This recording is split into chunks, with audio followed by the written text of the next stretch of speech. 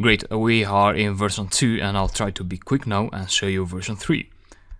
This is version 3 and the way I implemented this functionality where I want to check if there is an address column in the data frame is by adding a try and expect statement. So basically, if you can see, the difference is I get the file and then I try to read that file. Or this could also be outside of the try keyword, that wouldn't be a problem, and GC outside of the try keyword as well. However, this is still better because you may also want to check for users sending files that are not CSV. So here we're checking actually that the user is submitting a CSV file.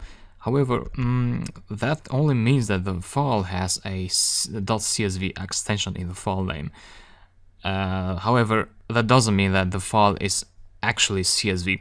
So you may have, let's say, an MP4 file and you have changed the extension to CSV, but that's still an MP4 file. So what you want to do is you want to include df inside the try and expect block. If Python is not being able to create a data frame out of an MP4 file, then it will throw an error. So that's what actually happens if you pass an MP4 file. You wouldn't be able to read it as a data frame.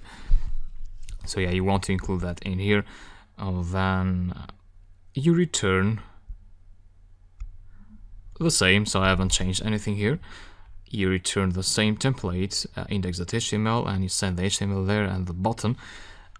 Except if there is an error, what you do is you return the index.html, but then instead of the HTML table, you want to return this message. And of course, you don't want to return any download button in there. And yeah, that should do it. And that's about version 3, so those were the differences. Now, version 4, what I have there. Well, if you see here, we got this geocoded CSV file. Now that's a string. And that means that a geocoded .csv file will be created for all the users that will be submitting data. Now that may cause some problems, because if two users are submitting data at the same time, you may have some name clashes there. So what you could do here is you could use a datetime module to generate unique names for every generated file. And that's what I did. So here is version 4. I imported the datetime module in here, and then I'm generating the geocoded CSV file in here. So df to CSV file name, and I made this file name global in here because I also want to access it from the download function in here. So again, I want to generate that in here. I'm generating a file name.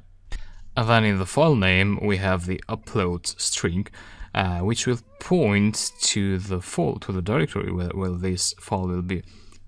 And then we have the slash, and actually this plus shouldn't be there. So just after the slash, we have the file name.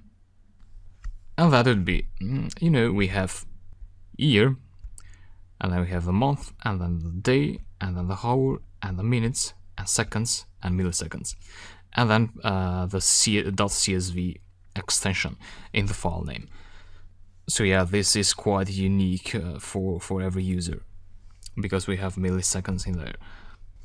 But let me show you how this looks like actually.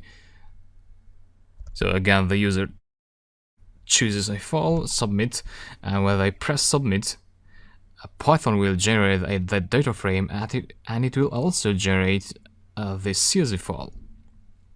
So in this line here, and you can now find that CSV file in the uploads folder. So this was generated earlier, and this is the file. That's the file that we just generated.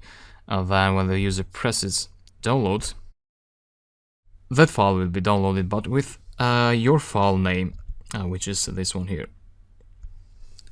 And yeah, what happens is that the download function will get the path of the file that it has to download in the browser, will get the file name from this global variable. That's why I'm passing this as a global variable, so that I can access the value of it, which is generated in here. I can access this value from another function. And yeah, that's my version of the application. I know this is not like your version. I hope you were close as much as possible, and it would be great if you did it better than me. In either case, I'm sure that trying to solve this application should have improved your problem-solving skills in Python, because that at least will position you, so will define your level, your Python level, so that you can fill the gaps that you really think are not your strongest points. And yeah, that was about this lecture, and I'll see you.